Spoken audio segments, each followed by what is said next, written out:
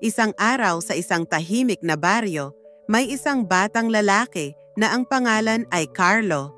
Masayahin siya, ngunit may isang masamang ugali. Tuwing may pagsusulit sa paaralan, palaging nangungopya si Carlo sa kanyang kaklase. Akala niya ay matalino siya, pero hindi pala. Isang araw, nahuli siya ng kanilang guro habang nangungopya. Nalungkot si Carlo at napahiya.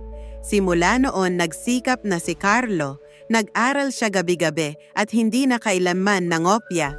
Sa susunod na pagsusulit, mataas ang nakuha ni Carlo at siya'y tunay na proud sa kanyang sarili. Ang tapat na pagsusumikap ay mas mahalaga kaysa anumang pandaraya. Tandaan, magsikap, huwag mangopya.